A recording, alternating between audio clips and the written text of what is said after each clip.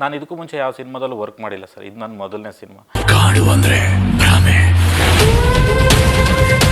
ಮಳೆ ಅಂದ್ರೆ ರಿಯಾಲಿಟಿ. ಅಸಿಸ್ಟೆಂಟಾಗೂ ಕೂಡ ಯಾವ ಸಿನಿಮಾದಲ್ಲೂ ವರ್ಕ್ ಮಾಡಿಲ್ಲ. ಆದರೆ ತುಂಬ ಸಿನಿಮಾಗಳು ನೋಡ್ಕೊಬಂದಿದ್ದೀನಿ ಚಿಕ್ಕ ವಯಸ್ಸಿಂದ. ಎಲ್ಲ ರೀತಿ ಜಾನರ್ಗಳು ಸಿನಿಮಾನ ನೋಡಿದ್ದೀನಿ. ಈಗ ಬರ್ತಾರೆ ಆ್ಯಕ್ಷನ್ ಸಿನಿಮಾಸು, ಲವ್ ಸ್ಟೋರೀಸು, ಆರ್ ಎಲ್ಲ ರೀತಿ. ಒಂದು ಹೊಸ ರೀತಿ ಒಂದು ಕತೆ ಮಾಡಬೇಕು ಹಾಗಂತ ಈ ಕಾಡು ಮಳೆ ಕತೆನ ಮಾಡಿದ್ದು. ಈಗ ಎಕ್ಸಾಂಪಲ್ ಮತಿಕಟ್ಟೆ ಸೋಲೆ ಅಂತ ಒಂದು ಫಾರೆಸ್ಟ್ ಇದೆ, ಅದು ಒಂದು ಈಗ ಬ್ರೈನ್ಗೆ ಸಂಬಂಧಪಟ್ಟಂಗೆ ಇದೆ. ಆ ರೀತಿ ತುಂಬ ಜಾಗಗಳಿದ್ದಾವೆ, ಅವನ್ನೆಲ್ಲ ತಲೆಯಲ್ಲಿ ಇಟ್ಕೊಂಡು ಆ ಫಾರೆಸ್ಟಲ್ಲೇ ಬಂದಂಥ ಕತೆ ಇದು. ಅಂದರೆ ಸಿನಿಮಾ ಗೊತ್ತಿಲ್ಲ, ಸಿನಿಮಾದಲ್ಲಿ ಏನೂ ಕೆಲಸ ಮಾಡಿಲ್ಲ, ಕಾಡಿಗೆ ಹೋಗ್ತೀರಾ, ಕಾಡಲ್ಲಿ ಏನೋ ಒಂದು ಕತೆ ಹುಟ್ಟುತ್ತೆ, ಆ ಕತೆನ ಸಿನಿಮಾ ಮಾಡಬೇಕು ಅಂತ ಅನಿಸಿದ್ದು. ಅಂದರೆ ಕತೆ ಮಾಡ್ಕೊಳ್ಳೋದು ಸುಲಭ ಅವತ್ತು ಈ ಥರ ಆದರೆ, ಅಂದರೆ ಅದು ಅಷ್ಟು ಲೇಯರ್ಗಳನ್ನ ಅಚೀವ್ ಮಾಡೋದು ಹೇಗಾಯಿತು ಅಂತ? ಪ್ರತಿಯೊಂದು ಹಂತದಲ್ಲೂ ಎಲ್ಲದನ್ನೂ ಕಲ್ತ್ಕೊಂಡು ಮಾಡಿದ್ದು ಸರ್ ಈ ಸಿನಿಮಾ ಮಾಡಬೇಕು ಅಂದರೆ.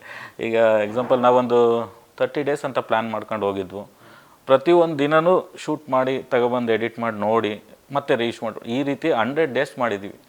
ಇಡೀ ಸಿನಿಮಾ ಶೂಟಿಂಗೇ 100 ಡೇಸ್ ಮಾಡಿದ್ದೀವಿ. ಸೊ ಒಂದು ಸಿನಿಮಾ ಶೂಟಿಂಗ್ ಅನ್ನೋದು ಒಂದು ಇದಲ್ಲ, ಪೋಸ್ಟ್ ಪ್ರೊಡಕ್ಷನ್ ವರ್ಕಲ್ಲೂ ಕೂಡ ಅಷ್ಟೇ ಎಲ್ಲ ಪ್ರತಿಯೊಂದು 2 ಸಲ ಮಾಡ್ಕೊಬಂದಿದ್ದೀವಿ ಎಲ್ಲ ಕೆಲಸನೂ.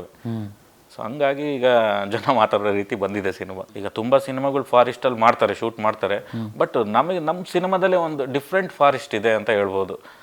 ಜಾಗ ಸಪೋರ್ಟ್ ಮಾಡಿದ್ದು ನಮಗೆ. ಆಮೇಲೆ VFX CG ತುಂಬ ಇದೆ ನಮ್ಮ ಸಿನಿಮಾದಲ್ಲೂ.